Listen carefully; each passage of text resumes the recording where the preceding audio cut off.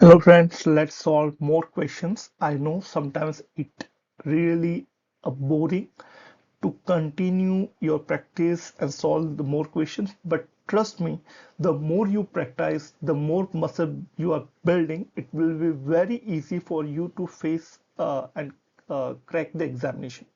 So just keep on practicing, and I just request you just go through the entire video. You will get more uh, understanding on different type of question and how we can solve that.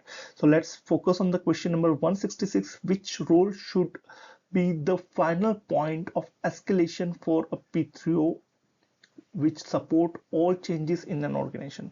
Portfolio analyst, no, because it's not the final point. Finance, no. Head of the P3O may be the final point, maybe, and main board director. So which role should be the final point of escalation for a P3O? So I believe C and D are most correct, but for the examination point of view, C would be the correct, but D, main board director, is the correct answer. So that is the correct, because main board director is an organization board which final point of escalation for a P3O support all change. So I'm get confused between these two, but yes, from final apex body is the main board director. That is the correct answer. Question number 167 says, which is not typically factor that may affect the design of the P3O model? Organization maturity, that certainly affects. Geographical division, that again affects. Size of the organization also affect.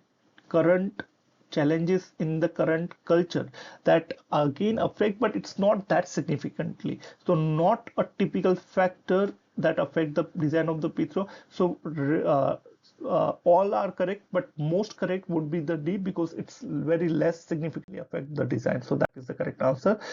Challenges to the current is not a typical factor that affect the design of the P3O model. Question number 168 says, whose requirement must be met by the reporting of the P3O model? External stakeholders, senior management board, component of office within the P3O, head of the P3O model. So I believe B is the most correct answer. Concerning governing point of view, the requirement should also be met. So senior management board is the business governance structure whose requirement must be met by the reporting of the P3O. Question number 169 says, which is describe the skills and the competencies needed by the P3O role within the P3O? All require functional competencies such as finance, not necessarily. All require generic personal skills such as coaching and mentoring, not required for all. There are certain areas like COE that require that skills. Some require PPM skills, which others need a generic business skills. Again, both are required. So C is the most. All require good PPM skills, again not necessary. So out of four options, C is the most correct answer. Yeah, some require good PPM skills, other need more generic business skills, and other competencies needed by the P3O model.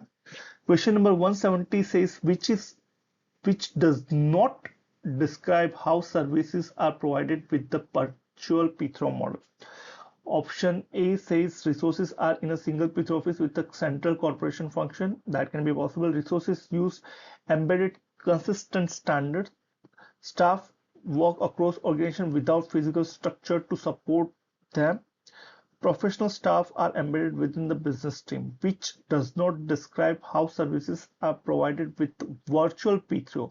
Now, virtual P3O is again a distributed architecture, and they are virtually connected with each other, and they are more mature. So staff across the organization without physical structure to the support them.